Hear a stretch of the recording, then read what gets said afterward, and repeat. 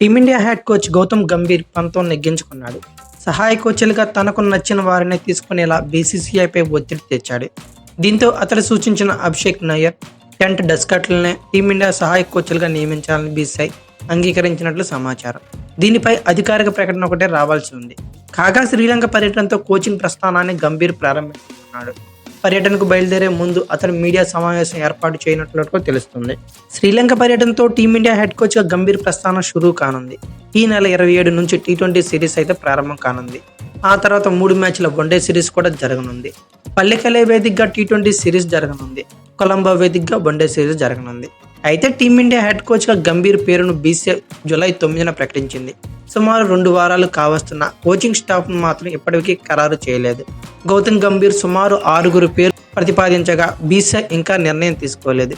మరో వారం రోజుల్లో శ్రీలంకతో మ్యాచ్లు ప్రారంభం కానున్న నేపథ్యంలో వీలైనంత త్వరగా సహాయ కోచ్లపై కూడా నిర్ణయం తీసుకోవాలని బీసీసీఐ అయితే భావిస్తుంది.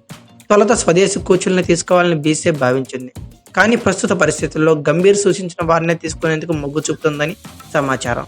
అయితే ఐపీఎల్ 2024లో కోల్కతా నైట్ రైడర్స్తో కలిసి పనిచేసిన అభిషేక్ నయ్యర్, నెదర్లాండ్స్ మాజీ ప్లేయర్ టెన్ డస్కెట్లను అసిస్టెంట్ కోచ్లుగా నియమించినట్లు తెలుస్తుంది.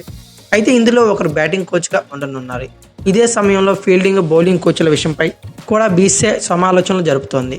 రాహుల్ ద్రావిడ్ హయాంలో ఫీల్డింగ్ కోచ్గా పనిచేసిన దిలీప్ రీ ఎంట్రీ ఉన్నట్లు తెలుస్తుంది. వాస్తవానికి ఈ పోస్టు కోసం గంభీర్ జాంటీ రోడ్స్ పేరును ప్రతిపాదించాడు. కానీ బీసీసీఐ మాత్రం దిలీప్నే నియమించాలని భావిస్తుందట. ఈ విషయాన్ని ఇప్పటికే గంభీర్ చెప్పినట్లు సమాచారం. ఇక బౌలింగ్ కోచ్ విషయానికి వస్తే గంభీర్ మోర్క్లీ పేరును సిఫారసు చేశాడు. కానీ బోర్డు మాత్రం జహీర్ ఖాన్ కానీ లేకపోతే లక్ష్మీపతి బాలాజీలో ఒకరిని తీసుకోవాలని అయితే భావిస్తుంది. ఇకైతే బౌలింగ్ కోచ్ విషయంపై బీసీసీఐ గంభీర్ మధ్య ఏకాభిప్రాయం అయితే కుదరట్లేదు.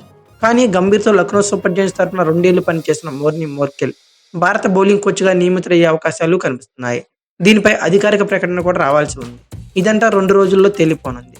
శ్రీలంక పర్యటనకు బయలుదేరే ముందు టీ20 కెప్టెన్ సూర్యకుమార్ యాదవ్తో కలిసి గంభీర్ మీడియా సమావేశం నిర్వహించే అవకాశం కూడా కనబడుతుంది.